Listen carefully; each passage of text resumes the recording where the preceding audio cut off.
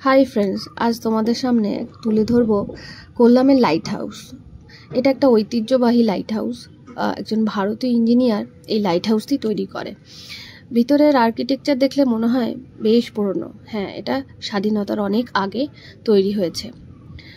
ছোট্ট একটা লিফট রয়েছে, যারা 250টা সিঁড়ি ভেঙে যেতে পারবে না তাদের জন্য লিফটের ব্যবস্থা। জানলাগুলো দেখলেই বুঝতে পারবে ইংরেজ আমলের তৈরি, এবং বেশ শক্তপোক্ত জানলার যে হুকগুলো রয়েছে সেগুলো ব্রিটিশ আমলের। এরম ছোট ছোট সিঁড়ি পেরিয়ে জানলার উপর থেকে দেখা যাচ্ছে সুন্দর প্রাকৃতিক পরিবেশ, কোল্লাম বিচ এবং বিচ সংলগ্ন এরিয়া, নীল সমুদ্রের জল। মেয়েকে কোলে করে নিয়ে চললাম লাইট হাউস দেখতে। লাইট হাউসের ভিতর থেকে অপূর্ব সুন্দর দৃশ্যগুলো দেখা যাচ্ছে। ক্যামেরাটা স্টেডি ছিল না, তাই হয়তো ভিডিওটার কোয়ালিটিটা অতটা ভালো ওঠেনি। বিস্তীর্ণ অঞ্চল, শুধু সমুদ্র এবং ঢেউগুলো আছড়ে পাছড়ে পড়ছে। সমুদ্রের কালার দূর থেকে দূরে আরো নীল, আকাশী এবং ফ্যাকাশে নীল হয়ে এসেছে। অপূর্ব সেই দৃশ্য। দূরে গির্জা রয়েছে এবং ঢেউগুলো দেখো আছড়ে এসে পড়ছে, কি সুন্দর! দেখলে চোখ জুড়িয়ে যাবে।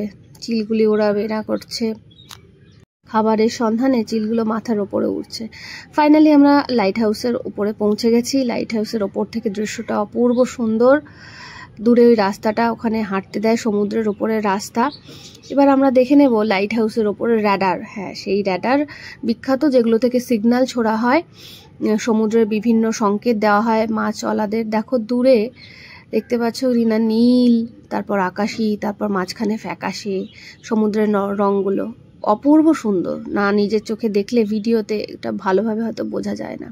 অনেক নৌকা অপেক্ষা করছে, তারা রাতে হয়তো মাছ ধরতে যাবে বলে। খুবই সুন্দর। দেখো মাঝখানে এই রাস্তা বরাবর হাঁটাও যায়, তবে প্রচণ্ড রোদ্দুর ছিল, আমরা আর সেটা হাঁটতে যেতে পারিনি। ভীষণ সুন্দর এলাকা, ভীষণ সুন্দর কোল্লাম বিচ, খুব গভীর।